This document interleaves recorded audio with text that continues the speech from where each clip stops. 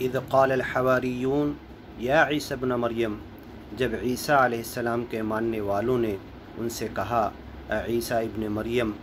اے مریم کے بیٹے، هل یستطیع ربک، کیا تمہارا پیدا کرنے والا تمہارا رب اس بات کی طاقت رکھتا ہے، ان ینزل علینا مائدۃ من السماء، کہ وہ ہمارے لیے آسمان سے دسترخوان نازل کرے، قال اتقوا اللہ ان کنتم مؤمنین، کہا کہ اگر تم اللہ کے ماننے والوں ہو تو اللہ سے ضرور ڈرو۔ قالوا نريد ان نأكل منها، تو انہوں نے کہا کہ ہاں ہم ضرور چاہتے ہیں کہ دسترخوان نازل کیا جائے، ہم اس میں سے کھائیں گے، وتطمئن قلوبنا، اور ہمارے دل مطمئن ہو جائیں گے، سیٹسفائی ہو جائیں گے،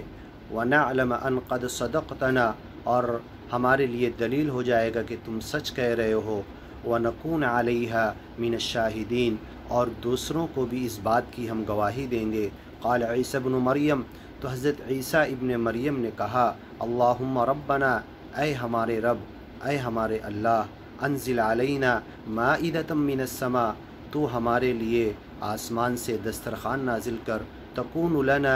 عیدا لاولنا وآخرنا، تاکہ ہمارے تمام پہلے کے لوگ اور بعد والے سب جمع ہو جائیں، ان کا عید کا دن ہو،